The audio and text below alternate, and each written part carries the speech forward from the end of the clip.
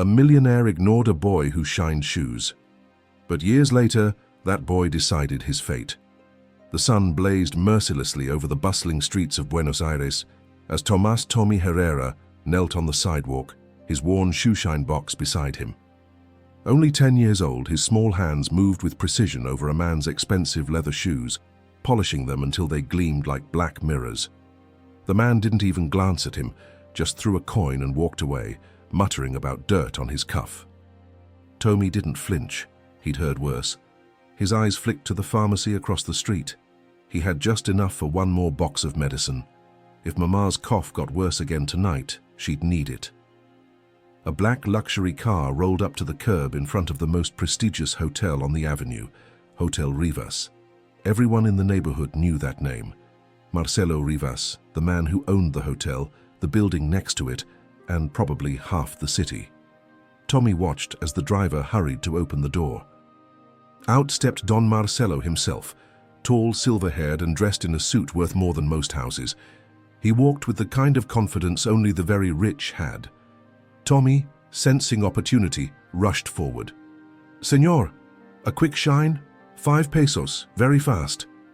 Marcelo looked down, startled by the sudden presence. His lip curled.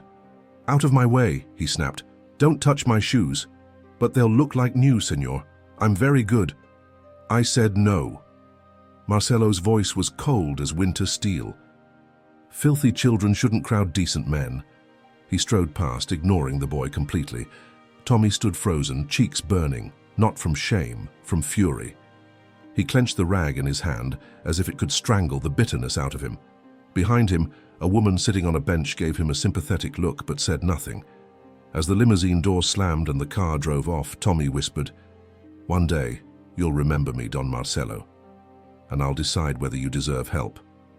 He didn't know why he said it, maybe because sometimes words were all he had, but in that moment something inside him shifted, something sharp and determined.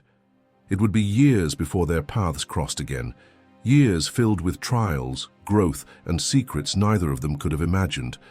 But destiny has a way of circling back, especially when debts of the soul remain unpaid. Marcelo Rivas entered the grand lobby of his hotel without glancing at anyone. Marble floors, golden chandeliers, guests in tailored suits. This was his world. Clean, expensive, predictable. He liked it that way. He didn't care where people came from, only that they stayed out of his way if they had nothing to offer. "Don Marcelo," greeted the concierge, bowing slightly, "your penthouse is ready." Marcelo nodded once and walked past, surrounded by silence that followed him like a shadow. He lived above the city, literally and figuratively. From his top-floor suite, he could see the poverty tucked behind shiny glass buildings, like dust hidden under a rug. Not his problem. Meanwhile, across town, Tommy ran home with the crumpled bills and coins he'd earned. The apartment was small, the walls stained and cracked, but it was home. His mother, Elena, lay on the couch, covered with a thin blanket. Her breathing was shallow, but her eyes lit up when she saw him. "You worked too hard again," she whispered, reaching for his hand. "I got your medicine," he said, placing the bottle on the table. "You'll feel better soon." Elena smiled weakly. "You're my little hero." He didn't reply. He just sat beside her, his fingers gently braiding the edge of the blanket. The silence between them was full of love and fear. That night, while his mother slept, Tommy sat by the window, looking at the distant lights of the tall buildings. Somewhere in one of those towers was Don Marcelo, probably eating some grand dinner, laughing with people in suits. He thought of Marcelo's face, that look of disgust, as if Tommy was nothing. It wasn't the rejection that hurt, it was the way he'd been looked at, like he didn't matter, like he was invisible. He didn't know how or when, but he swore to himself that someday he'd no longer be ignored. 3 weeks later, his mother had a relapse. The fever was back, and the coughs tore through the night like thunder. The hospital wouldn't admit her without a deposit Tommy could never afford. He ran from door to door, begging for help, shining shoes until his hands bled. But no one gave enough. The night she died, he held her hand until her last breath, whispering stories about the hotel she always dreamed of visiting.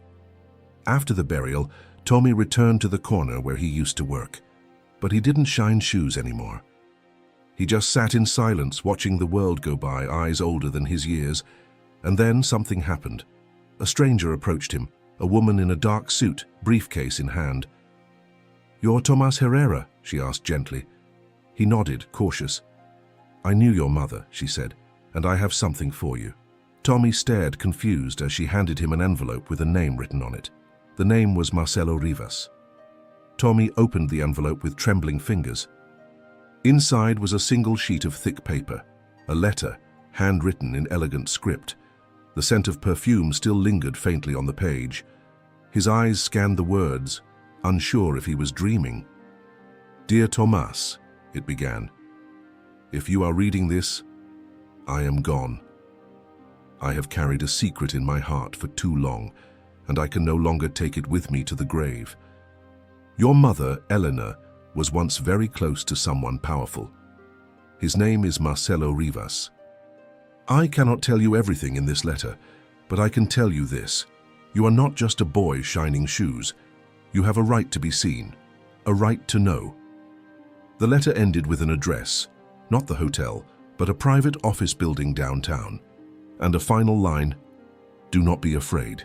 Destiny favors the brave." Tommy's heart pounded. Could it be true? Had his mother known Marcelo Rivas? Was that why she'd always spoken so carefully when his name came up on the news? The woman who gave him the letter, whose name was Laura, placed a gentle hand on his shoulder. "I worked with your mother before you were born," she said. "She was brilliant, kind, hard-working. Marcelo Rivas was once part of her life, in ways you may not understand yet. But now, you have the chance to find out for yourself." "I don't want his help," Tommy said immediately, anger flashing in his voice. "He treated me like garbage." Laura nodded. "Yes, I know. But sometimes the truth is bigger than our pain. And sometimes the people who hurt us are the same people who owe us the most." She gave him a business card and told him to think about it. "When you're ready," she said, "I'll take you there." Over the next few days, Tommy wrestled with the letter. He had no money, no family left, no clear path. But he had one thing, a mystery tied to the man who had once humiliated him. He began asking questions, quietly, carefully. He learned about Marcelo Rivas's rise, how he'd come from nothing, made his first fortune in real estate, expanded into hotels, and climbed to the top with ruthless ambition. But nowhere in the stories did it mention Elena Herrera, not once. So why did she have his name in that letter? One rainy morning, Tommy showed up at Laura's office. His clothes were clean, his eyes steady. "Take me there," he said. She smiled softly. "Are you sure?" "No," he replied. "But I need to know." They stepped into a car, and as it pulled away from the curb, Tommy stared out at the city, his small hands balled into fists on his lap. In that moment, he didn't know whether he was walking into a lie or toward the truth. But something told him.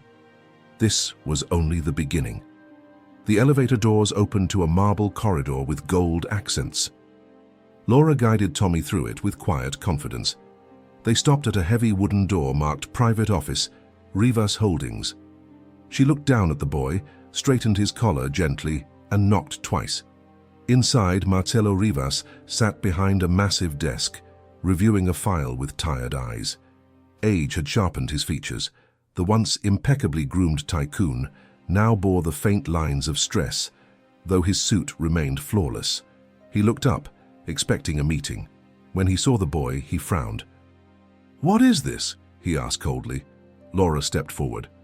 "Don Marcelo, this is Tomas Herrera. He has something you need to hear."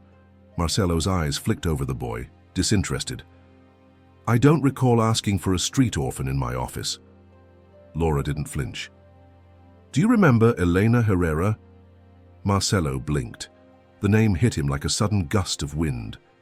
He leaned back, eyes narrowing. "That name," he murmured. "Of course I remember her. She worked for one of my companies, years ago. She left suddenly, never returned. She died 3 weeks ago," Laura said softly. This is her son. For the first time, Marcelo looked at Tommy, really looked. The boy's dark eyes, his cheekbones, the way he carried himself despite the tension. Something in Marcelo's chest shifted. It was too early to name it, but it was there. "What do you want from me?" Marcelo asked, keeping his voice measured. Tommy stepped forward, holding out the letter. "This was for me, from my mother. She said you were part of her life. I don't know what that means, but I need to understand." Marcelo took the letter, scanned it quickly. His face paled. "She wrote this?" Tommy nodded. Marcelo stood up and walked to the window, his back to them. For a long time he said nothing. Then, without turning around, he asked, "What do you think you'll gain from this?" "I don't know," Tommy replied. "Answers, maybe. Or maybe just the truth." Marcelo's hand gripped the windowsill. The silence was heavy. Laura spoke again. "He's not here to ruin you, Don Marcelo. He's here to find out where he comes from. You owe him that much." Marcelo finally turned, slower this time, and walked back to the boy. He studied him again. The resemblance was subtle, but it was there. "I don't remember your mother leaving with a child," Marcelo muttered. "And if this is true..." He didn't finish the sentence. Tommy met his gaze. "I don't want anything from you. Not money, not help. But you ignored me once. You looked at me like I didn't exist. If I really am your son..." Marcelo's breath caught. "Then maybe I want to see if a man like you even deserves a second chance." Marcelo Rivas sat down slowly, as if the weight of Tommy's words had knocked something loose inside him. The office was quiet, the city noise muffled behind thick glass. For a man used to commanding boardrooms and silencing opponents with a glance, he suddenly found himself speechless in front of a 10-year-old boy. He rubbed his temples. "Your mother never told me she was pregnant. I would have..." He stopped, swallowed hard. "Maybe I would have done something differently." Tommy didn't flinch. "Or maybe you would have ignored her just like you ignored me on the street." Laura gave a subtle shake of her head, warning him not to push too far. But Marcelo raised a hand. "No, he's right," he said quietly. "I did ignore him. I've ignored a lot of things." He looked at Tommy again. "If I'd known..." God. Helena was kind, brilliant, but she left and I thought she wanted to disappear. I didn't search, I didn't ask questions. "You didn't have to," Tommy said. "She didn't want your charity. She wanted dignity." Marcelo leaned back in his chair, lost in thought. "What do you want from me now? Really?" Tommy hesitated, then said, "A chance to know the truth. About her. About you. About who I am." It wasn't an accusation. It was a request, raw, honest, and heavier than any legal document Marcelo had ever signed. He nodded slowly. "All right, you'll get it. But this won't be easy, Thomas. If you really are my son, the consequences..." "I don't care about the consequences," Tommy interrupted. "I care about the truth." Marcelo stood and walked to a cabinet. He pulled out an old photo album, one that hadn't been touched in years. Inside were pictures of a younger Marcelo, laughing beside a beautiful woman, Elena. In some they were at company events, in others just candid shots like two people who had once meant something to each other. Tommy stared at them in silence. "She was happy once," Marcelo murmured. "I ruined that." For the first time his voice cracked. "I'm sorry," he added, almost too softly to hear. Tommy's face didn't change, but something in his eyes flickered. Not forgiveness, but a shift. Recognition, perhaps, that the man in front of him was more than just a villain. He was human. Flawed, maybe even afraid. Laura watched them, saying nothing. She knew this was only the beginning of something much bigger. Then Marcelo looked at Tommy and asked the question neither of them expected. "Would you be willing to stay for dinner? We can talk, just you and me." Tommy hesitated, and just as he was about to answer, Marcelo's office door burst open. A young man in his 20s stormed in, eyes blazing. "Who is this kid? And why is he sitting in my father's chair?" The tension in the room snapped like a pulled wire. Marcelo stood, his posture instantly defensive. "Sebastian," he said sharply, "this isn't the time." The young man, Sebastian Rivas, Marcelo's only publicly known son, glared at Tommy with disbelief. "You're letting some street kid dig through family photos now? What is going on?" Tommy rose from his seat, his hands tightening into fists. He didn't know who this man was, but he felt the hostility immediately, like a wall crashing down between them. Marcelo stepped between them. "He's not just a street kid. His name is Tomás Herrera. He may be your brother." Sebastian froze. "What did you say?" Marcelo exhaled, voice low. "He's Elena's son.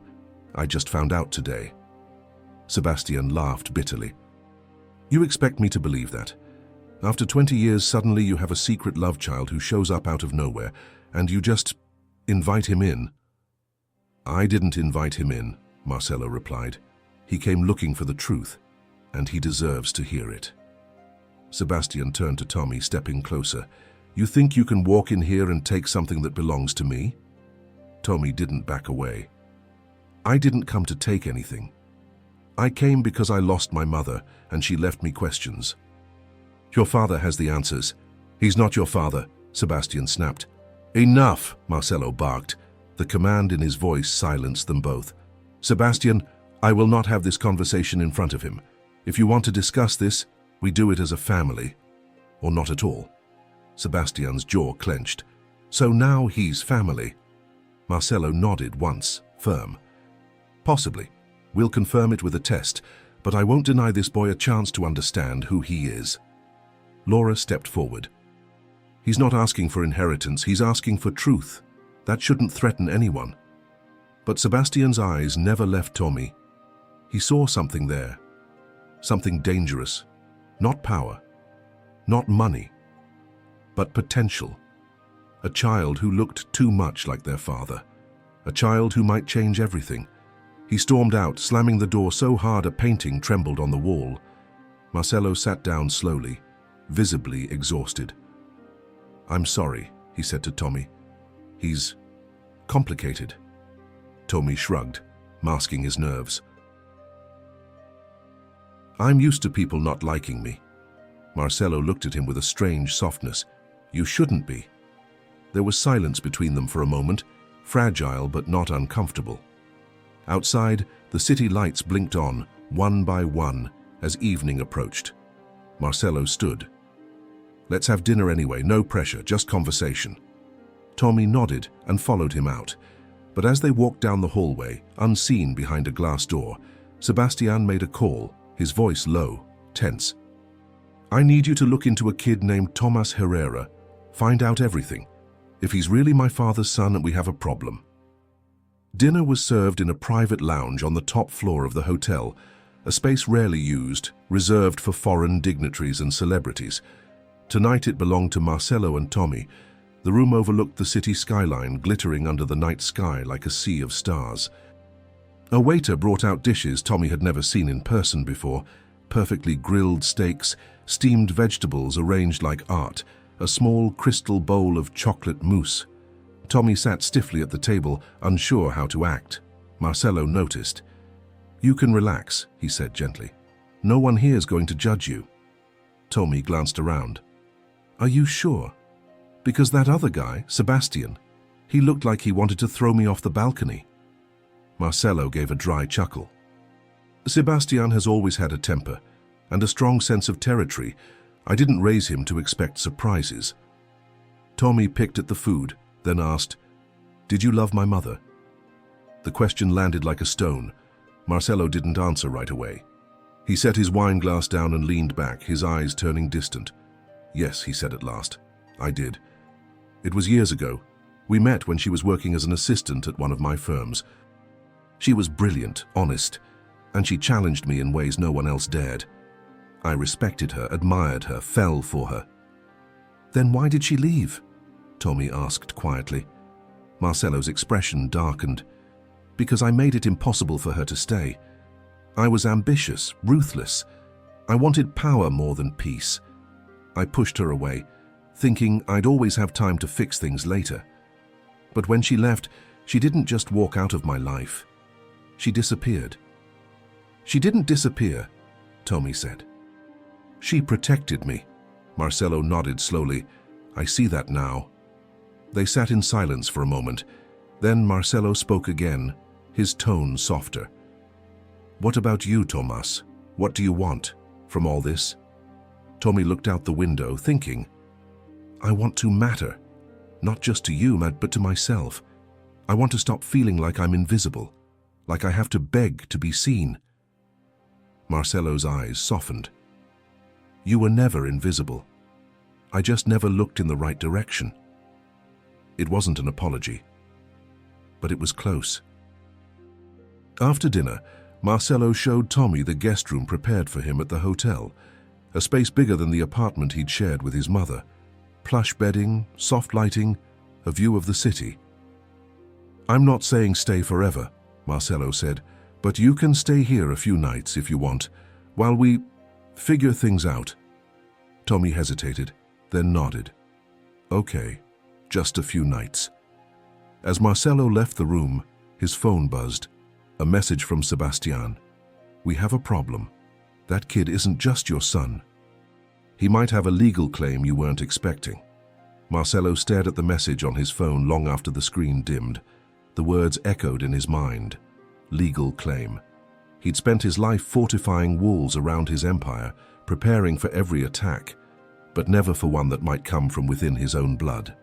He sat alone in his office, a single lamp casting long shadows on the floor. On his desk were two files, one with Sebastian's name filled with investments, trust funds, and succession plans. The other, newly started, had only one word scribbled on the tab, Tomas. He tapped his pen against the desk. Meanwhile, Tommy wandered the hotel halls in awe. Everything sparkled. The floors were polished to perfection. The chandeliers glittered like upside-down galaxies. He'd never imagined a world like this could be real. And now he was walking inside it, like someone had opened a storybook and dropped him between the pages. Still, the strangeness weighed on him. He passed by a mirror in the hallway and stopped to look at his reflection. Same messy hair, same tired eyes. But there was something different now, something harder to name. A knock at the guest room door pulled him back. It was Laura. I thought you might want to talk, she said, stepping inside. Or maybe just not be alone. Tommy sat on the edge of the bed. Does he really believe it? That I'm his son? Laura nodded. I think so. Marcelo's not a sentimental man, but he's not blind. He sees Elena in you. And the other one? Sebastian? He sees a threat, Laura said gently. He's afraid you'll take something that belongs to him. Tommy frowned. But I didn't come here for anything. I know. But sometimes just existing is enough to scare people. Laura sat beside him and handed him a small box. Your mother left this with me years ago. She said to give it to you if certain things ever came to light. Tommy opened it slowly. Inside was a pendant, a thin silver chain with a small locket. He opened the locket and gasped. Inside was a photo and a younger Marcelo smiling beside Elena. Tears stung Tommy's eyes. She kept this all those years. She never stopped loving him, Laura said, even when it hurt. Tommy looked up, voice trembling. What if I do belong here but no one wants me? Laura placed a hand on his shoulder. Then you build your own place, and if they try to push you out, you fight. Downstairs, Sebastian met with a lawyer in secret. He slid a folder across the table. If this boy is legally recognized, he said coldly, I want to know what rights he has, and how we make sure he doesn't get a single piece of what's mine. The lawyer flipped open the folder, brows furrowing. Well, he said, adjusting his glasses. We might already be too late. The next morning, Tommy awoke to sunlight pouring through the tall windows. For a moment, he forgot where he was. The silky sheets, the silence, the gentle hum of city traffic below, it all felt like a dream. But when he sat up and saw the silver locket resting beside his pillow, reality returned. He dressed quickly and ventured into the lounge, where Marcelo was already sipping coffee, reading the newspaper. He looked up and gave a small nod. Did you sleep well? He asked. Tommy shrugged. Better than usual. Marcelo folded the paper. I've scheduled a DNA test. It's just a formality, but we'll get answers within a few days. Tommy nodded. Okay. There was a pause before Marcelo added, in the meantime, I'd like you to meet someone, a man who helped me when I was your age. He runs a foundation for gifted youth. I think you'd like what they do. Tommy's eyes narrowed slightly. Is this your way of sending me somewhere far away? Marcelo blinked. No, it's my way of giving you something I never had. Opportunity. What you do with it is your choice. Tommy didn't answer, but he agreed to go. Later that afternoon, a black car pulled up to a quiet building on the edge of the city. Inside was a large studio full of books, instruments, computers, and kids working on everything from music compositions to robotics. It wasn't school. It wasn't daycare. It was something else entirely. The director, an older man named Raphael, greeted them warmly. Marcelo speaks highly of you, he said to Tommy, and he rarely speaks highly of anyone. Tommy smiled a little. I don't know if I belong here. Raphael knelt beside him. You belong anywhere you bring your mind and your heart. The rest, that's just noise. Tommy spent hours exploring. He met kids who'd come from foster homes, refugee camps, even prison families. Each one had found a space here, a chance to grow without being labeled. For the first time, Tommy felt like he wasn't just surviving. He was beginning. But back at the hotel, storm clouds were gathering. Sebastian had received the results of his lawyer's investigation. Not only was there a high probability that Tommy was Marcelo's biological son, but due to a loophole in Marcelo's current estate plan, Tommy, as the younger and now firstborn son, could claim primary heir status if Marcelo publicly acknowledged him. Sebastian paced the floor of his penthouse, furious. He wouldn't do that. He wouldn't just erase me. But the lawyer was blunt. If Marcelo names Tommy in a revised will, he could inherit everything. The company, the assets, even your board seat. Sebastian clenched his fists. Then we stop that from happening. I don't care how. Back at the foundation, Tommy laughed with a group of kids, unaware that someone across the street was taking photos of him. Photos that would soon be used to destroy everything he had just begun to build. 3 days later, Marcelo stood alone on his penthouse balcony, staring out at the city he had conquered. He held an envelope in his hands, the DNA test results. His fingers trembled slightly as he opened it. The words stared back at him, clear and undeniable. Probability of paternity 99-98%. Tomas Herrera was his son. The world tilted slightly. Marcelo closed his eyes, his breath slow and uneven. Memories of Elena surged back, her laughter, her quiet strength, the moment she walked away from him. Now he understood why. She hadn't wanted revenge. She had wanted peace. And now her son stood in his home. He placed the envelope down and walked to the living room where Tommy waited, nervously fidgeting with the hem of his shirt. Marcelo sat across from him. It's official, he said quietly. You're my son. Tommy didn't react at first. Then slowly he asked, so what happens now? Marcelo sighed. That depends on you. I can't undo the past, but I can try to be part of your future, if you'll let me. Tommy looked down. I'm still angry about how you treated me, before you knew. You have every right to be, Marcelo admitted. But maybe we can build something from here. Maybe not as father and son, not right away, but as two people who need each other more than they expected. Tommy gave a small, uncertain nod. Okay.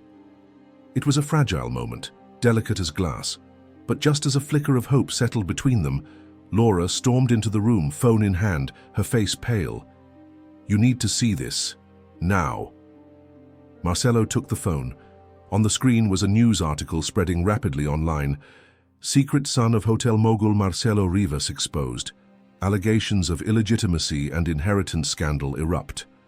Photos of Tommy, at the foundation, walking into the hotel, sitting beside Marcelo, had been leaked. The story painted him as a cunning opportunist, someone groomed by his mother to infiltrate the Rivas empire and take everything. Tommy read over Marcelo's shoulder, his heart sinking. "They think I planned this?" he whispered. Marcelo's jaw tightened. "This didn't happen by accident. Someone wanted this story out. Someone who wants you gone." Tommy backed away. "This is a mistake. I didn't ask for any of this. I just wanted to know the truth." Marcelo stood, voice steady. "We'll fight it. Together." But Tommy shook his head. "What if they're right? What if I don't belong here?" Outside, paparazzi had already begun to gather near the hotel entrance, and inside, on a secure floor, Sebastian watched the chaos unfold with a satisfied smirk. "Let's see how long the street kid lasts now that the whole world knows who he is." Tommy sat in the dark, curled up in the corner of the guest room. The headlines replayed in his mind like a broken record. Illegitimate son, gold digger, street boy infiltrates empire. The internet didn't care about truth. It cared about drama, and he had become the latest sensation. Marcelo had ordered extra security at the hotel. Paparazzi now lingered at every entrance. Guests complained about the disruption, and board members began sending Marcelo thinly veiled concerns about reputation management. But Marcelo wasn't worried about them. He was worried about the boy behind the door he hadn't left for almost a full day. Laura came to see Tommy that evening, gently knocking before stepping inside. He hadn't touched the food they'd left for him. He stared blankly at the floor. "I didn't want this," he murmured. "I didn't mean for anyone to see me." "I know," Laura said, sitting beside him. "Someone wanted to hurt you before you had a chance to feel safe." "Why?" he asked. "I didn't do anything." She hesitated. "Because your existence threatens things people don't want to change. Money, power, to status. Some people would rather destroy the truth than share what they think belongs to them." Tommy turned to her, eyes glassy. "Should I just go?" "No," Laura said firmly. "Leaving now would only prove them right." Marcelo entered a moment later. He didn't speak at first, just sat across from Tommy. When he finally did speak, his voice was rough with fatigue. "I know what it's like to be attacked by people who don't know you, to be lied about in public. I've survived worse than this, and so will you." Tommy looked at him. "You think they'll believe me?" Marcelo gave a bitter smile. "They don't have to. All that matters is that I do. You're my son. That doesn't change because the world found out." "But what about the company? Your other son?" Tommy asked, unsure if he was even allowed to say Sebastian's name. Marcelo's expression tightened. "Sebastian doesn't get to decide who belongs in this family. I do. And if he's behind this leak, he'll regret it." Laura gently interrupted. "We need to act fast. The media storm is growing, and there's pressure from shareholders." Marcelo nodded. "Then we take control of the narrative." He turned to Tommy. "I want to hold a press conference, publicly. I'll tell them the truth. You are my son, and you're not going anywhere." Tommy froze. "You'd really do that?" "Yes," Marcelo said. "But only if you're ready." Tommy stared at the floor for a long moment. Then he stood, shoulders square despite the tremble in his knees. "Let them see me," he said. "But this time, they're going to see who I really am." From the shadows of a nearby hallway, Sebastian listened, his expression unreadable until it curled into something cold and calculating. "Let them have their press conference," he muttered. "It'll make the fall even harder." 2 days later, the ballroom of Hotel Rivas had been transformed into a media arena. Dozens of reporters filled the space, camera lights flickering like stars, microphones clustered on the podium. The tension was electric. The elite press of Buenos Aires knew something big was coming. Whispers ran through the room like wind. Illegitimate son, inheritance war, secret past. Marcelo stood backstage, adjusting his tie in the mirror. His face was calm, but his hands betrayed him, twitching slightly at the fingertips. He hadn't done this in decades, not like this, not for something that mattered. Behind him, Tommy stood in a clean navy blazer and pressed jeans. No tie, he'd insisted. I don't want to look like someone I'm not, he had said. Laura straightened his collar. You don't have to be anyone but yourself. Tommy nodded, but his stomach churned. He could hear the murmurs through the curtain. They weren't here for Marcelo. They were here for him. The boy from the streets who had become a question mark on everyone's lips. Marcelo turned. Ready? No, Tommy said honestly. Marcelo smiled. Me neither. They stepped onto the stage together. Flashbulbs exploded. Reporters surged forward. Marcelo raised a hand, commanding silence. Thank you for coming, he began. I know there's been speculation, and many of you have questions.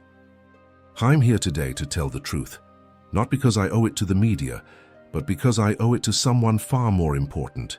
He placed a hand on Tommy's shoulder. This is Tomas Herrera. He is my son. The room erupted.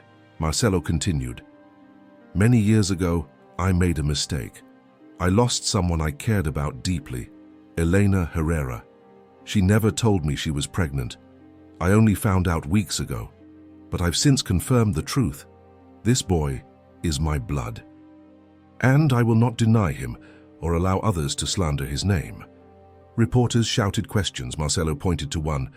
Will he inherit your company? Marcelo hesitated, then said, what he inherits is his future. Whether or not that includes Rivas Holdings will depend on the choices he makes, and whether he wants that path. Another reporter asked, what about Sebastian Rivas? Does he support this? Marcelo's jaw tightened. That's a matter for my family, not the press. Tommy stepped forward, surprising everyone, even Marcelo. I didn't come here to steal anything, he said, his voice steady. I didn't even know who my father was until after my mother died. All I wanted was the truth. I still do. If that means being part of this family, then I'll fight for my place. Cameras flashed wildly. Backstage, Sebastian watched the live feed on his phone, surrounded by a small circle of lawyers and advisors. His face was unreadable. How you said to let them speak, his lawyer murmured. Was that a mistake? Sebastian smirked, then turned to an envelope on the table. Not at all, because I'm about to speak too. He handed the envelope to a man in a press badge. Leak this after the conference, and make sure it reaches every headline in the country. Inside the envelope, a document and a photo that could burn everything Marcelo had just tried to build. The press conference ended with applause from some, stunned silence from others. Marcelo and Tommy left the stage flanked by security, reporters still shouting questions behind them. Inside the hotel's private lounge, a rare moment of calm settled. Marcelo poured himself a drink. You did well, he said to Tommy. You spoke with courage. Tommy nodded, though his hands still trembled. They didn't throw things, so I'll count that as a win. Laura smiled gently. You didn't just survive, Tommy. You owned that moment, but the celebration was short-lived. An assistant burst into the room, tablet in hand. Don Marcelo, you need to see this. He handed over the screen. Marcelo's face hardened as he read. It was an online article, just published. The headline screamed, Exposed. DNA test tampered. Source claims Tomas Herrera may not be Marcelo Rivas' son. Tommy paled. What? What is this? Marcelo read aloud. An anonymous source within the Rivas estate has provided documents suggesting that the paternity test results may have been manipulated. Experts question the chain of custody, and a new test has been demanded by Rivas Holdings shareholders. He handed the tablet back, disgusted. They're trying to discredit you, Laura said, her voice tight. This is Sebastian. Can they do that? Tommy asked, voice shaking. Can they make people think I lied? Marcelo's jaw was clenched. People believe whatever story is loudest. But the test was real, Tommy insisted. We didn't fake anything. Marcelo turned to Laura. We need another test, immediately. A secure lab, independent. Laura nodded. I'll arrange it now. Tommy stood up, pacing. What if they ruin me before the new test comes out? What if they convince everyone I'm just some poor kid trying to scam his way into a fortune? Marcelo placed both hands on his shoulders. Then we hold fast. We fight back. The truth will survive. Just then, Marcelo's phone buzzed. A message. He read it slowly, and his face went still. "What is it?" Tommy asked. Marcelo looked up, eyes hollow. "It's a photograph, one I haven't seen in over a decade." He turned the screen toward them. It showed Elena, visibly pregnant, standing at a hospital entrance, beside another man. Tommy blinked. "Who is that?" Marcelo's mouth was dry. I don't know." Attached was a note. "Still think he's yours?" Silence dropped over the room like a stone in water. Laura whispered, "This changes nothing. Photos can lie, so can timing. We stick to the plan." But in Tommy's mind, a seed of doubt had already been planted. He stared at the image, at his mother's eyes, her belly, the stranger's hand on her back. What if they were right? What if the only truth he had left wasn't true at all? Marcelo paced the length of his office, the photo still fresh in his mind. The stranger's face, unknown, unrecognizable, seemed to mock him.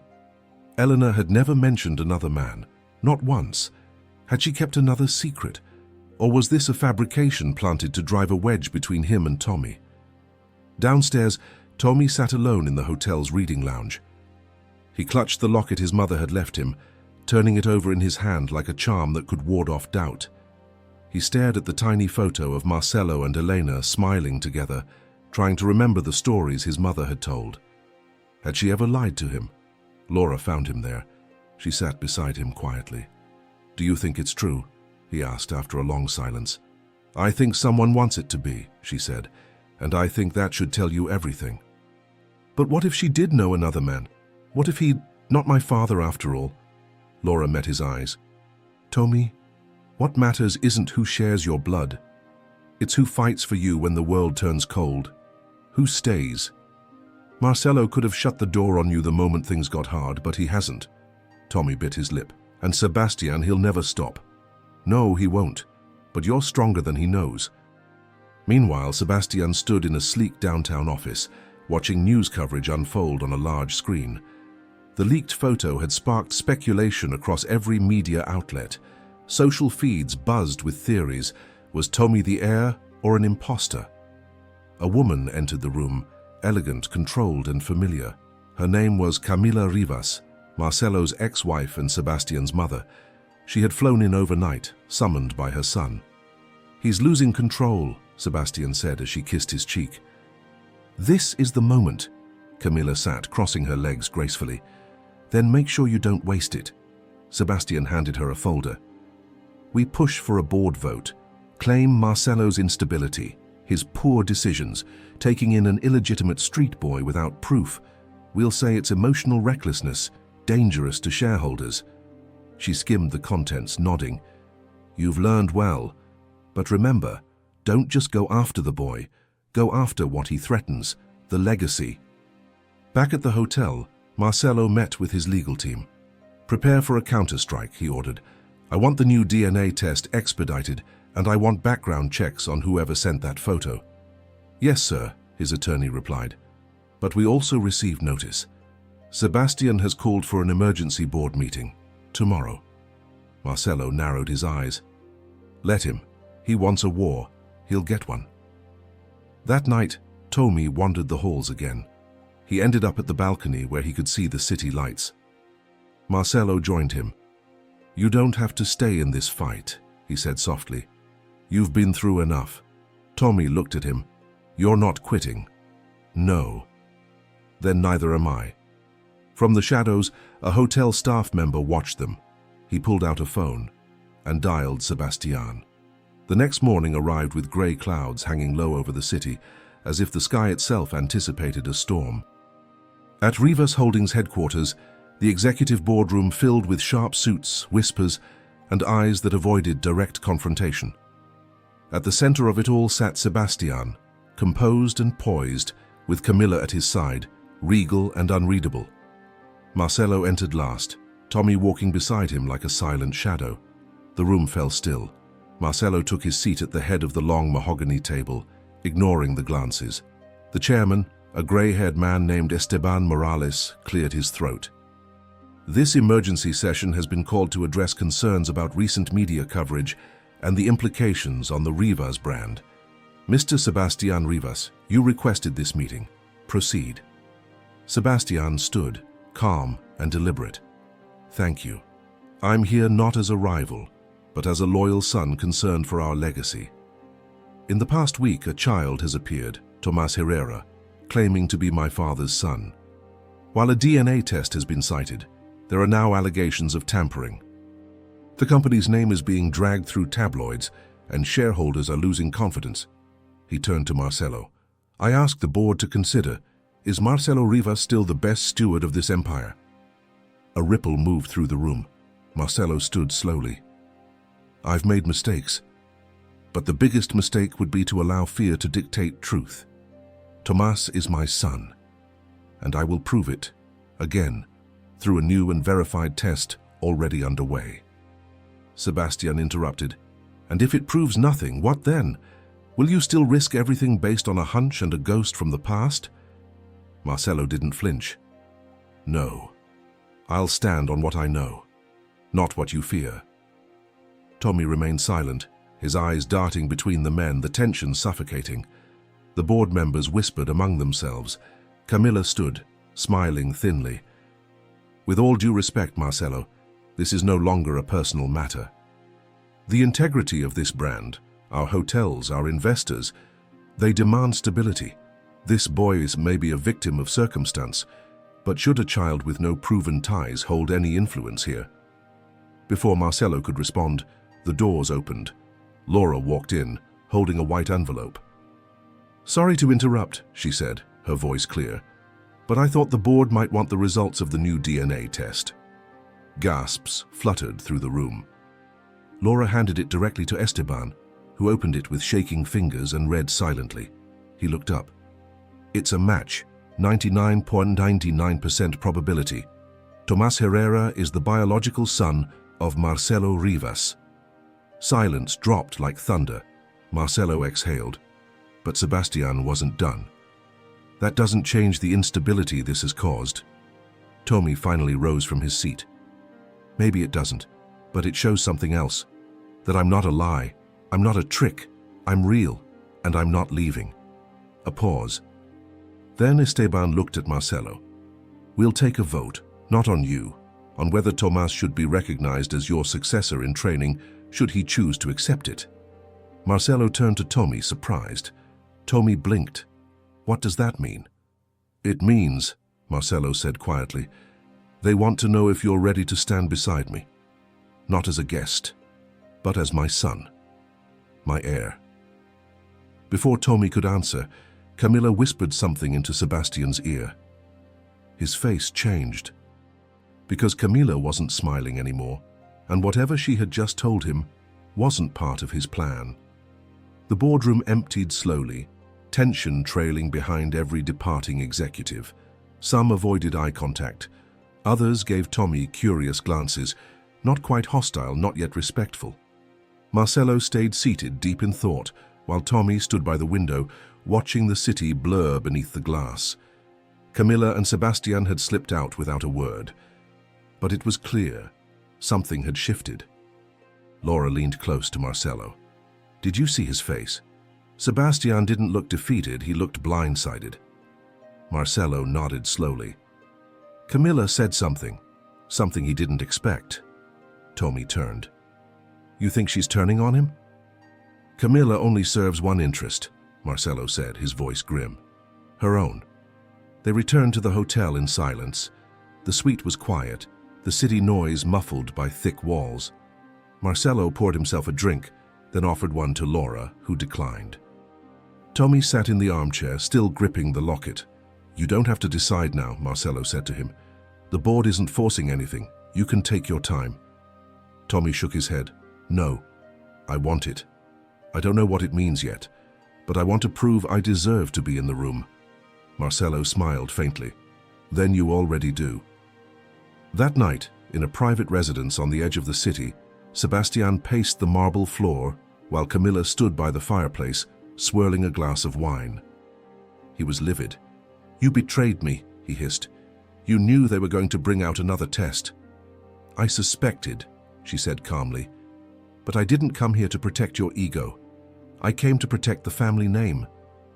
You told me we were doing this together. I told you, she said, facing him sharply, that you needed a plan, not a tantrum. He turned away, fists clenched. You think you can just slide in and make decisions now? Camilla's voice dropped. You think this is about a child? About inheritance? Marcelo has made a mistake, yes, but not in recognizing Tomas. His mistake was letting his empire become vulnerable. She walked to a small drawer and retrieved a thin folder, placing it on the table. Sebastian eyed it warily. What's that? Insurance, she said. Inside were documents, business records, offshore accounts, and a sealed envelope marked with Marcelo's name. Sebastian opened it, eyes widening. This can destroy him. Camilla nodded. Yes, and if we play it right, we won't even have to lift a finger. Back at the hotel, Tommy lay in bed, restless. He kept thinking about the boardroom, the way the vote had shifted, how close it all had felt to slipping away. But what haunted him more was Camilla, the way she'd watched him, not with hate but calculation, as if she were already writing the ending to his story.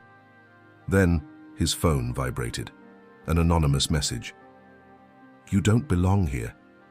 Go back to the streets before it's too late. His breath caught. He read it again, and then deleted it. Morning arrived, cloaked in silver mist. The hotel staff bustled quietly, whispering about the news.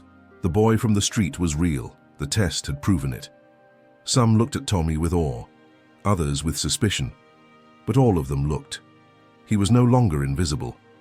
Marcelo had a meeting with a major investor and left early, leaving Tommy with Laura.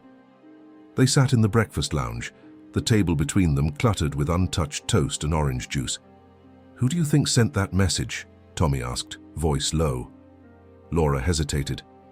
Someone who feels threatened. So, Sebastian? Maybe. Or maybe someone working for him. Either way, it means your presence is shaking the ground. Tommy leaned forward. Should I be scared? Laura met his eyes. No. You should be careful. There's a difference. Tommy looked down at his plate. They won't stop, will they? Not until I give up. No, she said softly. But you're not alone. Upstairs, in Marcelo's private office, an envelope sat unopened on his desk, slipped under the door by an unseen hand. Inside were 3 items: a copy of the anonymous message sent to Tommy, a heavily edited video, a fabricated compilation making it look like Tommy had asked Laura to fake the DNA results, a handwritten note: let the boy fall now, or we'll take you both down later. When Marcelo returned, he found the envelope, brows furrowing as he read the contents. His jaw clenched. He called his chief of security. Trace this. Every contact, every print, every signal. Yes, sir. Back downstairs, Tommy stepped into the lobby alone. He needed space, a breath. But before he could reach the doors, a woman stopped him. Slender, elegant, in her 60s, Camila. Tommy, she said gently, may I walk with you? He hesitated, but something in her tone wasn't hostile. Just curious. They walked outside down a quiet path beside the hotel gardens. You're brave, she said, to stand where you stand. I admire that. Do you? Tommy asked, guarded. She smiled faintly. I was once in your place, an outsider brought into this family through charm and luck. I learned early, survival in this world isn't about being right, it's about being useful. He stopped walking. Why are you telling me this? Because I see 2 roads ahead, she said. In one, you cling to Marcelo, fight for your place, and make enemies you can't beat. In the other, you and I come to an understanding. Tommy stared at her, uncertain. I'm offering protection, she continued. I can make things easier. You won't be hated, won't be threatened. But you'd need to agree to stay away from succession, publicly. Step back from the company, let Sebastian lead. And in return, Tommy asked, you get peace, resources, a future. Tommy's heart pounded. Why are you really doing this? Camilla's smile faded. Because I've seen what this war can do to boys like you, and I don't think you're ready for the price of winning. She walked away, leaving him frozen on the path, but she didn't see what he did next. Tommy pulled out his phones and hit record. Tommy returned to the hotel with the weight of Camilla's words pressing on his chest, and the recording in his pocket like a burning ember. He didn't tell anyone what had just happened. Not yet. He needed to think, strategize, but he had learned something critical. He wasn't just in a fight for respect, he was in a war for power. And now he had a weapon. He slipped into the elevator, alone, his mind racing. Should he give the recording to Marcelo? Should he release it to the press? No, not yet. Timing mattered. He would wait. Watch, strike when it mattered most. Meanwhile, Marcelo stood in his office staring out the window as his security chief delivered a grim update. The message was sent from a burner phone, cash purchased. No way to trace it to Sebastian directly, but we have surveillance footage of someone from the house staff placing that envelope in your office. Marcelo turned. Fire them, quietly. Yes, sir. And prepare legal counsel. If this goes public, I want to be ready. Downstairs, Laura reviewed Tommy's press schedule.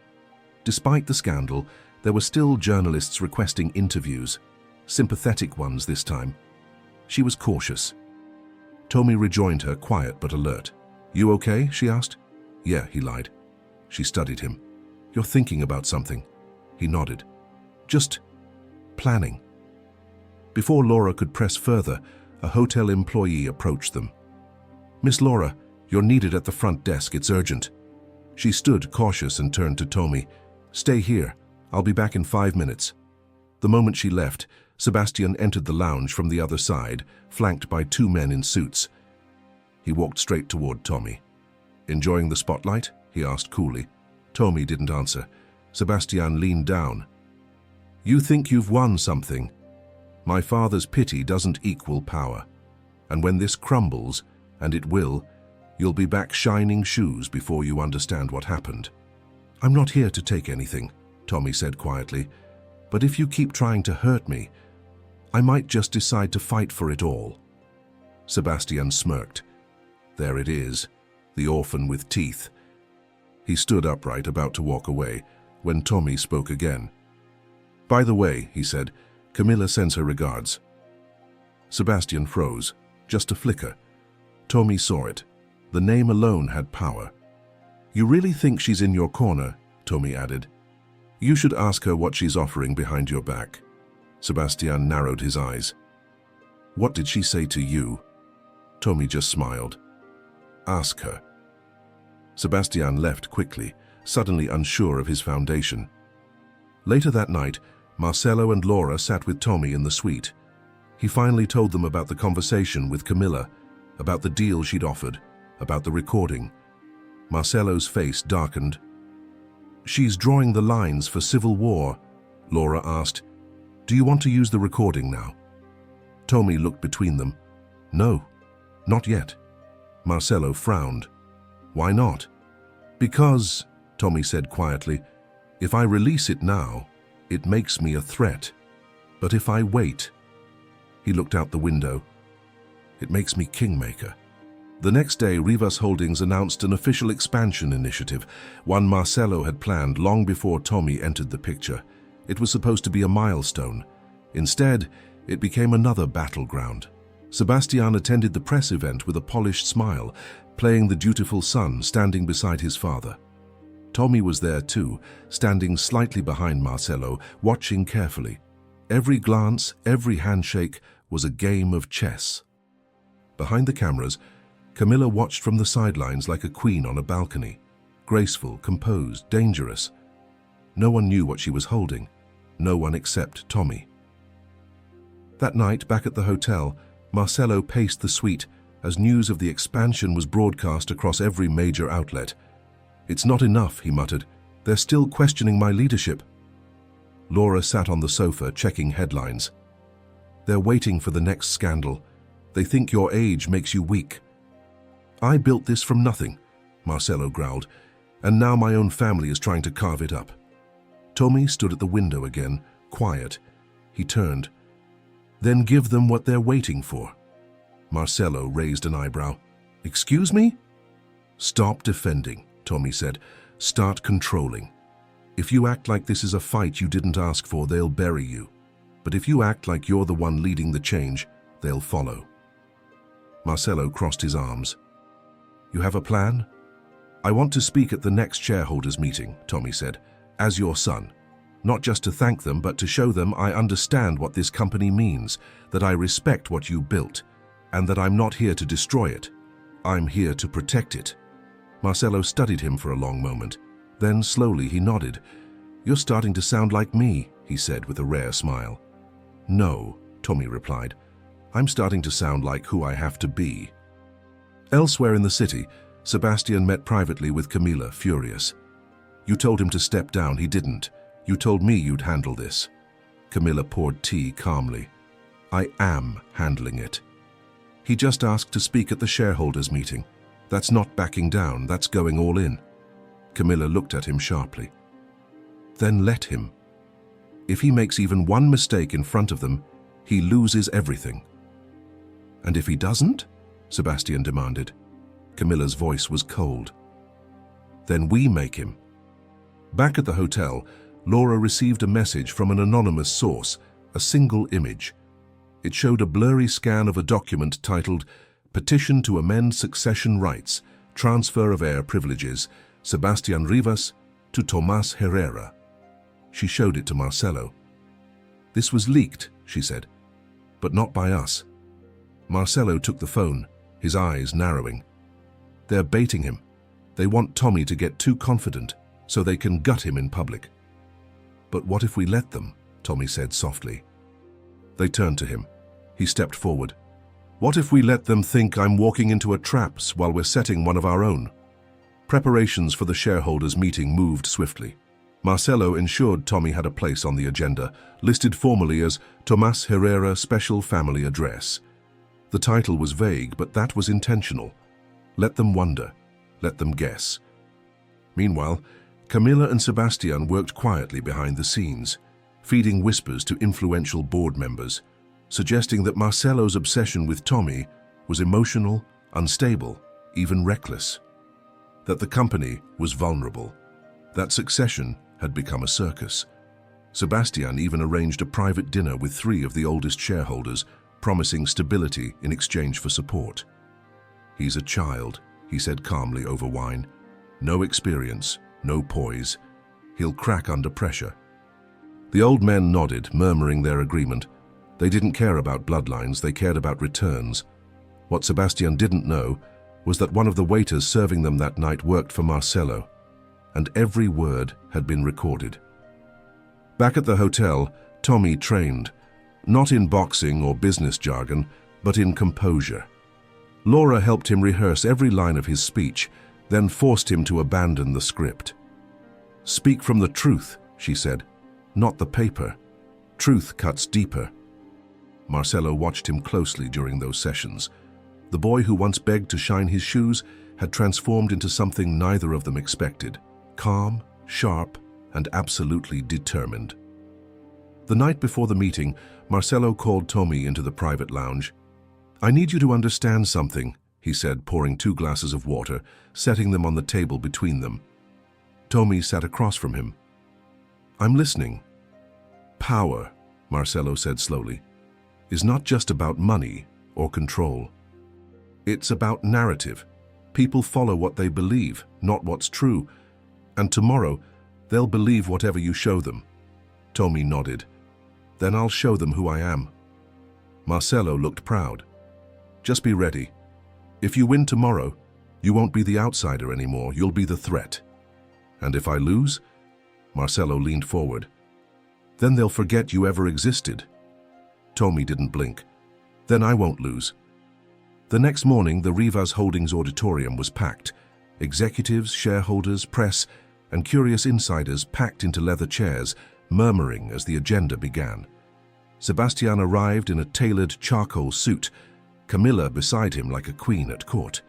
Marcelo took the stage first, welcomed everyone, spoke briefly about growth and legacy. Then he stepped aside and introduced Tommy.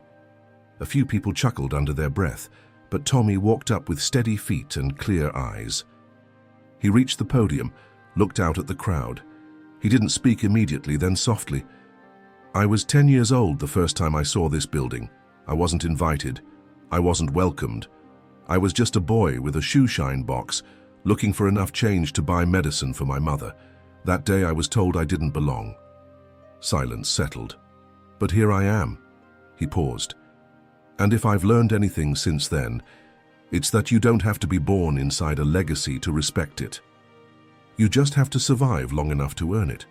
In the front row, Camilla's eyes narrowed. Beside her, Sebastian shifted, because what they didn't know was that Tommy's next sentence would turn every person in the room against them. Tommy gripped the edge of the podium, letting the weight of the moment fill the silence. All eyes were on him, skeptical, expectant, some even amused. But no one was laughing now. He took a breath and spoke again. "My mother taught me two things: never beg for respect and never lie to protect the powerful." He reached into his jacket pocket and pulled out a small recording device, holding it up for everyone to see. "This," he said, "is a recording of a private conversation I had just a few days ago with Camila Rivas, someone many of you know as a long-standing influence in this company's history." A ripple of murmurs rolled through the audience. "In that conversation, she offered me a deal. To walk away, to deny who I am, to stay out of this family's future in exchange for protection and comfort, not because I'm unqualified, but because I make them nervous." Camilla sat frozen, her face a mask of polite disbelief. Sebastian leaned forward, his expression coiling into rage. Tommy continued. "She said, and I quote, 'Survival in this world isn't about being right. It's about being useful.' I disagree." He pressed play. The room filled with Camila's unmistakable voice. "You and I to come to an understanding. Stay away from succession. Let Sebastian lead. In return, you get peace, resources, a future." Gasps erupted. A board member stood up in the back. Marcelo remained silent, eyes locked on Tommy. "She wanted to silence me," Tommy said, voice steady. "But if I had stayed silent, I'd be just another boy the world forgot. I didn't come here to take over. I came here because the truth found me." "And when truth knocks you answer." Another pause. The room shifted. "You don't have to like me. You don't even have to support me. But I won't let anyone, not Camilla, not Sebastian, not the press, tell me I don't belong." He stepped back from the podium. "I don't want your fear. I want your faith, and I'll earn it." Thunderous applause broke out, not from everyone, but from enough. More than enough. Marcelo stood slowly, stepping up beside his son, placing a hand on his shoulder. "I said once that Tomas might be my son," he said. "Now I say this: he is my son, not because of blood, but because he showed the courage that built this company in the first place." Camilla stood sharply, her face pale. "This is manipulation, emotional theater." But the chairman raised his hand. "We've heard enough." He turned to Marcelo. "Do you wish to formalize your succession plan today?" Marcelo nodded. "Yes." "Effective immediately, I name Tomas Herrera as my official heir and successor to Rivas Holdings." The gavel came down. Sebastian shot to his feet. "This is a farce." But Camilla didn't stop him this time. Her gaze was locked on Tommy, because she had seen something she hadn't expected. A boy who didn't beg and didn't break. A boy who had just taken the one thing they spent their lives protecting, without touching a cent. The aftermath moved fast. News outlets exploded with headlines. Marcelo Rivas names secret son as heir, scandal, legacy redemption. Social media swirled with clips of Tommy's speech, calling it the most honest moment in corporate history. Some cheered, others doubted. But everyone talked. Inside the Rivas estate, chaos reigned. Camilla stormed through her private study, tearing open drawers, tossing papers, muttering under her breath. Her phone rang non-stop. Calls from investors, socialites, journalists, all demanding explanations. She ignored them. Finally, she found what she was looking for, a folder labeled Option Z. She opened it, revealing financial documents, contracts, and one damning photograph Marcelo years ago. in an undisclosed location with a foreign businessman known for laundering money through luxury properties. She snapped a picture of the file with her phone and sent it, but not to the press. To Sebastian, "Use this wisely," she wrote. Final card. Meanwhile, Sebastian sat alone in his office, the glow of the television illuminating his stunned face. He'd always believed his victory was inevitable, that Marcelo would never risk everything for a stranger. But now his empire was slipping through his fingers. He read Camilla's message and stared at the image. Blackmail, scandal, the nuclear option. But something in him hesitated. Back at the hotel, Marcelo and Tommy returned from the meeting in silence. No security, no parade, just the quiet tension of two men who had crossed a line that couldn't be uncrossed. Marcelo poured them both water and raised his glass. "To truth," he said. Tommy raised his too. "To survival." They clinked glasses. Laura entered a moment later, holding her phone. "You need to see this."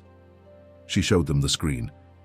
A private message leaked online, not by a journalist, but an anonymous user. It was the photo from Camilla's file, Marcelo with the foreign businessman. Within minutes, the media was ablaze.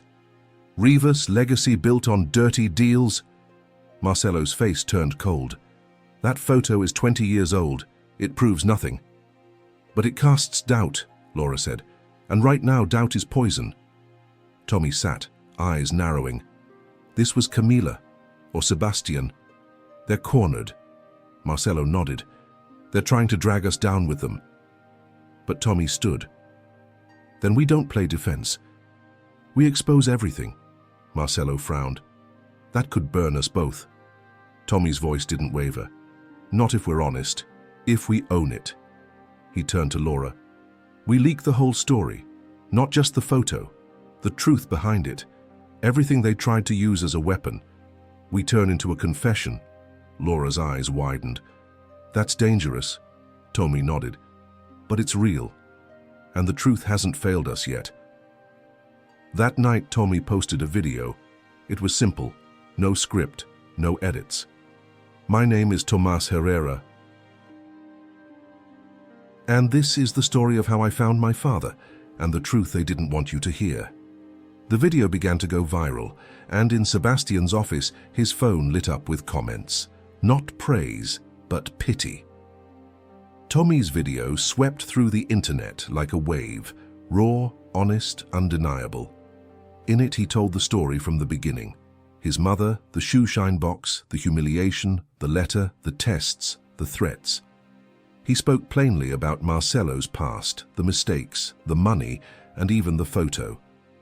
"I'm not here to defend every decision my father made," he said. "I'm here to say he's not hiding anymore, and neither am I." He closed with a single line that struck like a match. "You can't inherit courage. You have to earn it." Within 24 hours, the video had over 10 million views. Public opinion began to shift, not just towards support, but admiration. Tommy wasn't just seen as an heir. He was seen as a symbol, a survivor, a story the world wanted to believe in. At the hotel, Marcelo watched the clip in silence. For a long time he said nothing, then quietly, "He's braver than I ever was." Laura nodded, eyes still glued to the screen. "He's not just your son, he's your redemption." But across town, Camilla was losing ground fast. Her name began trending for all the wrong reasons. Manipulative matriarch, the fall of Camilla Rivas. Old stories resurfaced, whispers from ex-employees. Their former assistant even published a piece titled "The Ice Queen's Empire of Secrets." Sebastian's office wasn't faring better. His supporters began backing out of meetings. His closest allies stopped returning calls. His company credit card was flagged for misuse. Quietly, the ground was crumbling beneath him, and then came the final blow. Tommy, with Marcelo's permission, filed a formal petition with the National Board of Corporate Ethics, requesting an audit of Rivas Holdings' past international dealings, including the contracts leaked by Camilla. The move shocked everyone. When asked by a journalist why he'd do something that could hurt his own legacy, Tommy simply said, "If I'm going to inherit something, I want to know it's clean." the audit began. And within a week, Marcelo received word that he would not be prosecuted. The dealings in question, though morally questionable, had been legal under international law at the time. But Camilla, she wasn't so lucky. Her private accounts, shell companies and personal luxury funds, all exposed in the audit. She was fined, publicly shamed, and blacklisted from multiple corporate circles. Her power was gone. And Sebastian? He disappeared from public view. Until one night, Marcelo came home to find him sitting in the hotel lounge. No bodyguards, no expensive suit. Just Sebastian, tired, quiet, and defeated. "I didn't come to fight," he said. Marcelo sat across from him, wordless. Sebastian looked up. "I was angry, because I thought I was being replaced, but he's not just your son. He's better than both of us." Marcelo nodded slowly. "Yes, he is." And then Sebastian did something Marcelo never expected. He asked, "Can I meet him?" Marcelo picked up the phone and called Tommy. Tommy stepped into the lounge with slow, cautious steps. He wasn't afraid, but the sight of Sebastian sitting alone at the far end of the room stirred a familiar tension in his chest. The man who had once tried to erase him now looked like someone who had been erased himself. Sebastian stood as Tommy approached. No suits, no pretense. Just two sons of the same man, and an ocean of silence between them. "Thanks for coming," Sebastian said quietly. Tommy nodded. "Didn't think you'd ask. I didn't think I'd ever want to." Marcelo remained nearby, out of view but listening, ready to step in if needed. Laura watched from a distance, eyes sharp but hopeful. Sebastian gestured to the chair across from him. Tommy sat. "I was cruel to you," Sebastian said, hands folded. "I made you feel like nothing." Tommy didn't speak. "Because I was scared," Sebastian continued. "My whole life I was told I'd inherit everything, that I was the future. And then, you showed up." "You tried to destroy me," Tommy said, not harshly, just truthfully. Sebastian nodded. "I know. And I failed." "No," Tommy replied, meeting his eyes. "You succeeded. You just made me stronger." Sebastian gave a quiet, bitter laugh. "You're a lot like him, you know." "Which one of us?" Tommy asked. They both smiled, a small, strange, shared moment. Sebastian leaned forward. "I don't expect forgiveness, but I wanted to say it. I was wrong about you, about everything." Tommy studied him. "What happens now?" "I'm leaving," Sebastian said. "I'm stepping away from the board, from the company. I need to figure out who I am, without this name holding me up." Tommy tilted his head. "And what about our father?" Sebastian glanced toward the hallway where Marcelo waited. "I hope he finds peace. With you. With himself." He stood and extended a hand. Tommy rose too, hesitant, then shook it. No brotherly embrace, no dramatic closure, just a silent understanding between two men who had lost, fought, and finally let go. Later that night, Marcelo, Tommy, and Laura sat on the rooftop terrace, overlooking the lights of the city that had once swallowed them all. Marcelo raised a glass. "To endings." Tommy raised his. "To beginnings." Laura smiled, clinking both glasses. "To the space in between." They drank, the night warm and calm, the skyline blinking like a promise. Below them the city moved on. Headlines faded, cameras turned elsewhere. But something had shifted forever, not in the empire, in the family. And as Tommy looked out over the city where he had once been a shadow, he whispered words only the wind could hear. "I'm not invisible anymore."